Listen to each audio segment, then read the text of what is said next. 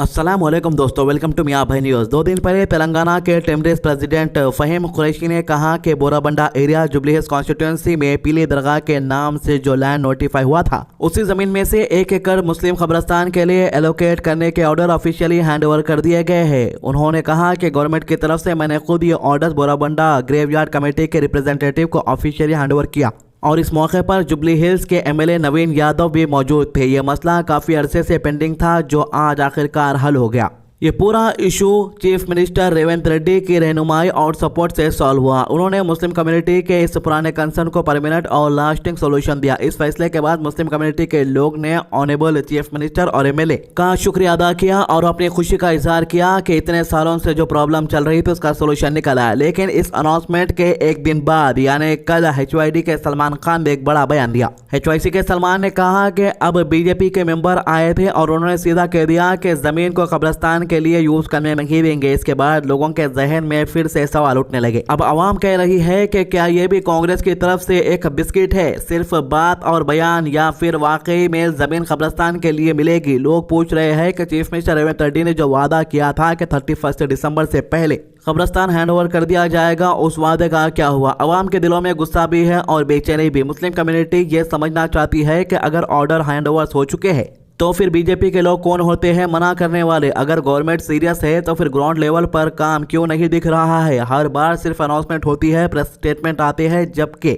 Implementation का वक्त आता है तो फिर रुकावट खड़ी हो जाती है। लोग ये भी कह रहे हैं कि कब्रिस्तान कोई पॉलिटिकल इशू नहीं होता, ये एक बेसिक ज़रूरत है कि इंसानी मसला है। सालों से बोराबंडा और आसपास के मुस्लिम लोग कब्रिस्तान के लिए परेशान है। हर इलेक्शन के टाइम पर वादे किए जाते हैं लेकिन बाद में सब भूल जाते हैं।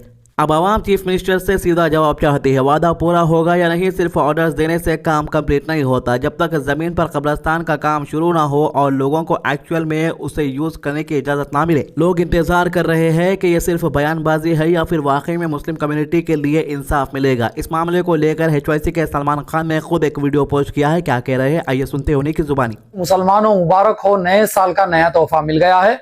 जुबली हिल्स के मुसलमानों को तोहफा मिला है और वो तोहफा मिला है धोखे की शक्ल में। धोखा कई का है? कब्रिस्तान का। कब्रिस्तान देने का वादा हुआ था। रेवंत अन्ना ने क्या बोला था कि 31 दिसंबर से पहले कब्रिस्तान हम तुमको दे देंगे, यकीन करिए, भरोसा करिए बोलकर मुसलमानों के वोट तो हासिल कर लिए। और आज वो दिन था कब्रिस्तान मिलने का। बड़ी आरजू थी मुसलमानों की, बड़ी जो है ना खुशी थी, बड़ी एक मोहब्बत का जो है ना मुजाहरा हो रहा था। कब्रिस्तान आज हमको मिल जाएगा। मगर हमेशा की तरह जिस तरह से कांग्रेस ने मुसलमानों को धोखा देते आए हैं, आज भी वही जो है नजारा हमको देखने को मिला। आज जुबली हिल्स में मुसलमानों को इकट्ठा करे, दावत दिए, आइए कब्रिस्तान तुमको हम दे रहे हैं।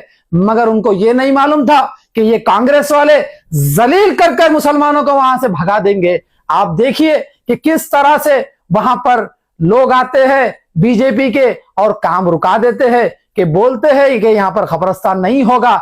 अरे इनकी हुकूमत है कांग्रेस की, मगर ये कुछ नहीं करते।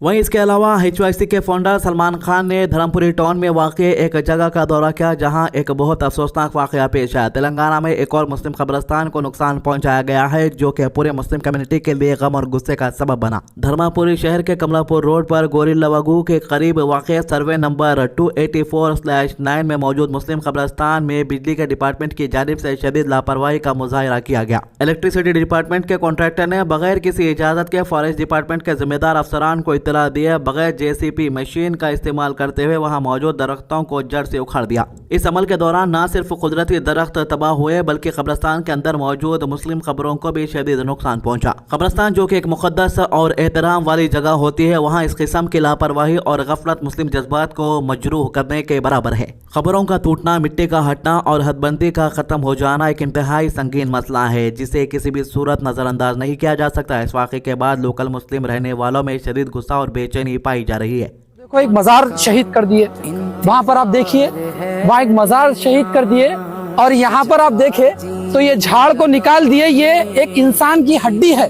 मुस्लिम कम्युनिटी का कहना है कि यह सिर्फ एक गलती नहीं बल्कि जिम्मेदार अफसरों की बड़ी लापरवाही है। अगर वक्त पर इजाज़त ली जाती और सही कानूनी तरीके से काम किया जाता तो आज कब्रिस्तान और कब्रें महफूज होती। लोगों का ये भी कहना है कि अगर आज इस तरह के वाक़यात पर सख्त एक्शन नहीं लिया गया तो मुस्तकबिल में ऐसे और भी वाक़यात दोहराए जा सकते हैं। इस पूरे मामले को देखते हुए मुस्लिम कम्युनिटी ने डिस्ट्रिक्ट कलेक्टर से पुरजोर मुतालबा किया है कि इस वाक़े की मुकम्मल तहक़ीक़ात करवाई जाए और जो भी इलेक्ट्रिसिटी डिपार्टमेंट के जिम्मेदार अफसर या कॉन्ट्रैक्टर इस नुकसान के जिम्मेदार हैं उनके खिलाफ सख्त कानूनी कार्रवाई की जाए। साथ ही कब्रिस्तान को जो नुकसान पहुंचा है उसकी भरपाई की जाए और मुस्तकबिल में ऐसे वाक़यात को रोकने के लिए मुअस्सर इक़दामात उठाए जाए। यह वाक़या सिर्फ धर्मपुरी का मसला नहीं है बल्कि पूरे तेलंगाना में कब्रिस्तानों और मुक़द्दस मकामात की हिफाजत पर एक सवाल खड़ा करता है। ज़रूरत है इस बात की कि हुकूमत और मुताल्लिक़ डिपार्टमेंट ज़्यादा जिम्मेदार का मुज़ाहिरा करे। इसके अलावा एयरपोर्ट रोड पर पीली दरगाह के मुकाबले में वाक़ सफ़िया हॉस्पिटल से एक निहायत अफसोसनाक वाक़या सामने आया जहां डिलीवरी के बाद एक नवजात बच्चा इंतकाल कर गया। इस वाक़े के बाद घर वालों ने हॉस्पिटल इंतज़ामिया और डॉक्टर पर शदीद गफलत और लापरवाही का इल्ज़ाम लगाया।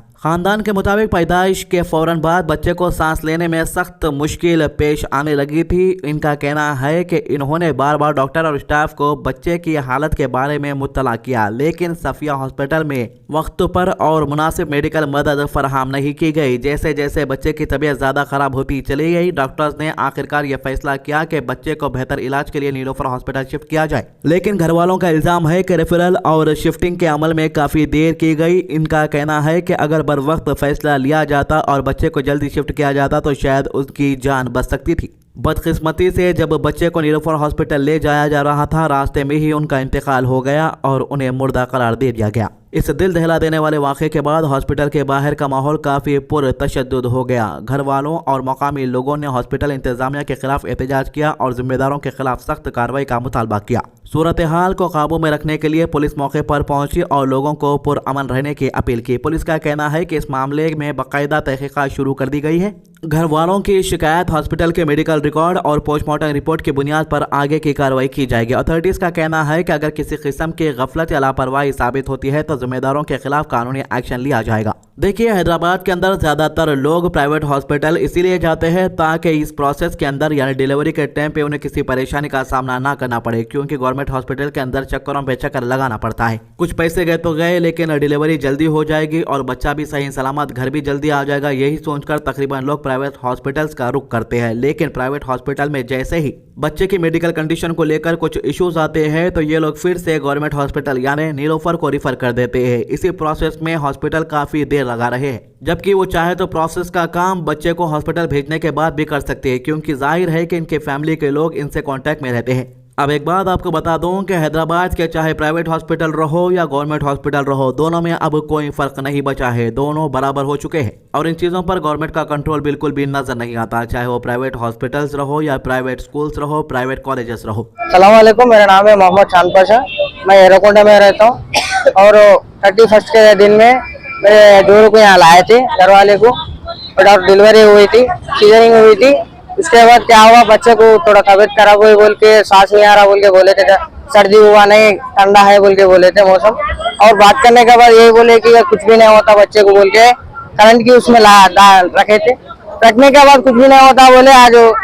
आज के दिन में आज नीलोफर को लेके बच्चे को ले गया हूँ मैं। बच्चे को ले जाने के बाद 10 मिनट में उन्होंने बोला 10 मिनट से ज्यादा नहीं रहते, बच्चा सीरियस हो गया, उनका दिल नहीं चल रहा बोल के बोल दिए। ये हॉस्पिटल में मेरे को बोले नहीं। और तो ये थी इस मामले के अभी तक की अपडेट। आज की अच्छी बात, हुजूर सल्लल्लाहु अलैहि वसल्लम ने फरमाया, अल्लाह के नज़दीक सबसे अजीम जुर्म वाला शख्स वो है जिसने किसी मजदूर से मजदूरी करवाई और उसकी मजदूरी हत्या ली। सिलसिला 1920। हमारे चैनल को सब्सक्राइब कीजिए, वीडियोस को ज़्यादा से ज़्यादा शेयर कीजिए। अल्लाह हाफिज़।